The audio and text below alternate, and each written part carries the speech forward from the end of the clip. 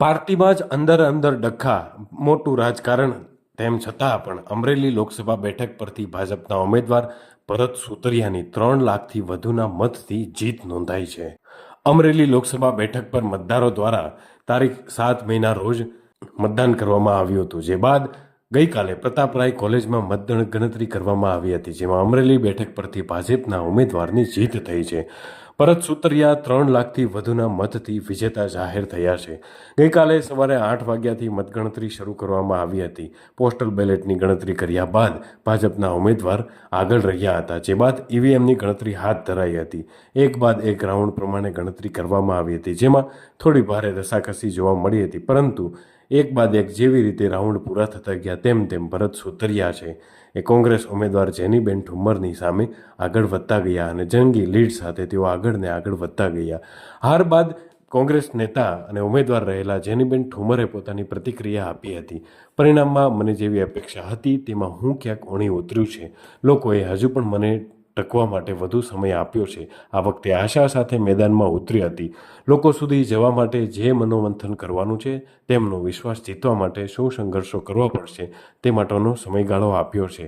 આગામી દિવસોમાં ફરીથી આગળ આવીશું અને જીત મેળવીશું, આવો આશાવાદ જેનીબેન ઠુમ્મરે વ્યક્ત કર્યો હતો.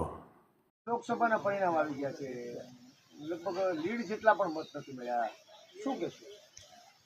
આજે જે લોકસભાના પરિણામો આવ્યા, અમરેલીની જનતાનો જે નિર્ણય આવ્યો છે એ શિરોમાન્ય છે. આપના માધ્યમથી સૌ પ્રથમ તો હું મારા કાર્યકર્તાઓનો આભાર વ્યક્ત કરીશ કે જેમણે ખૂબ અથાગ પ્રયત્નો કર્યા અને આ મુકામ સુધી ચૂંટણી લઈ આજનો જે અંતિમ ચરણ ચૂંટણીનું કહી શકાય કે મતગણતરી પછી પણ અડીખમ રીતના આ વિપરીત પરિસ્થિતિના પરિણામોમાં પણ સાથે ઊભા છે. સાથે સાથે આપના માધ્યમથી અમારા સામેના ઉમેદવાર જે હરીફ ઉમેદવાર હતા અને જેમને ખૂબ સારી જંગી બહુમતીથી જીત મળી છે, એમને પણ હું અભિનંદન પાઠવીશ કે અમરેલીના જે વિકાસની વાત લઈને હું નીકળી હતી, પોતે પ્રજાની વચ્ચે મુદ્દાઓ લઈને ગઈ હતી કે અમરેલી વિકાસથી વંચિત છે, એ મુદ્દાઓને પ્રાધાન્ય આપીને અમરેલીને વિકાસની હોડમાં લઈ જવા માટેના બનતા તમામ પ્રયત્ન કરે.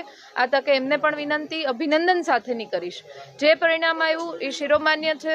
લોકશાહીમાં પ્રજા સર્વોપરી હોતી હોય છે અને પ્રજાનો જે નિર્ણય છે એના ઉપરથી હું ચોક્કસ કહીશ કે હજી 5 વર્ષ માટે મને તપવાની તક આપી છે. હજી 5 વર્ષ માટે કંઈક અનુભવ કરીને આગળ વધવાની પ્રેરણા થાય અને અંતઃસ્ફૂર્ણાથી આવનારા સમયમાં લોકો સુધી જઈને પછી ફરી એક વખત તૈયાર થઈને ચૂંટણી લડવા આવીશ, તો મને લાગે છે કે આવનારા સમયની જે 5 વર્ષની ઘડાવાની તક છે એના માટેનો સમય મને મળ્યો છે.